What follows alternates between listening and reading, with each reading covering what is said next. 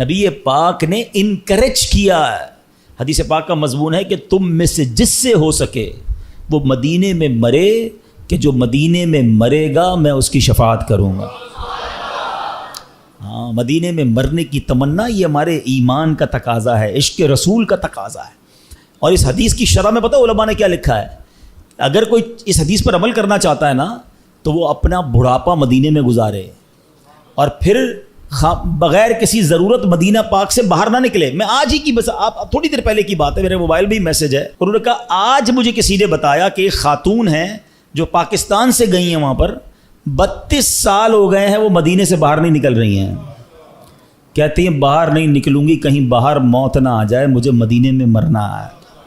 اور میں ایسے کئی مدینے میں رہنے والوں کو جانتا ہوں جو نہیں جاتے، مکے بھی نہیں جاتے. ایک بار حج کر لیا انہوں نے، کہتے فرض ادا ہو گیا ہے، اب مدینہ نہیں چھوڑنا ہے. آقا نے فرمایا جس سے ہو سکے وہ مدینے میں مرے کہ جو مدینے میں مرے گا میں اس کی شفاعت کروں گا.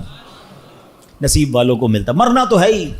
اللہ کرے مدینے کی موت مل جائے، جنت البقیع مل جائے. اور یقین کریں کمال کا قبرستان ہے. آپ یقین کریں، مطلب جنہوں نے دیکھا ہے وہ میری بات جلدی سمجھ جائیں گے. جنہوں نے نہیں دیکھا میں دعا کرتا ہوں یا اللہ جمعرات کی رات ہے ہم سب کو مدینے کی حاضری عطا کرے. یہ دنیا کا واحد قبرستان ہے جس کو دیکھ کر ڈر نہیں لگتا، مرنے کا جی چاہتا ہے. ہاں، دنیا کے کسی قبرستان میں جاؤ نا ڈر لگتا ہے کہ یار ایسی قبریں ٹوٹی پھوٹی.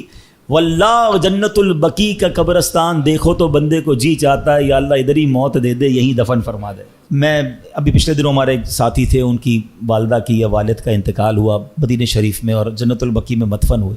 میں ان سے ملنے گیا، میں نے کہا مجھے سمجھ نہیں آ رہی آپ سے تعزیت کروں یا مبارکباد پیش کروں.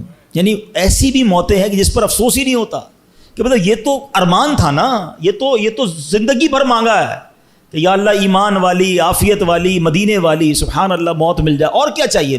مرنا تو ہم سب نے ہیں، مگر یہ موت ایسی ہوتی ہے جس کی تمنا ہوتی ہے.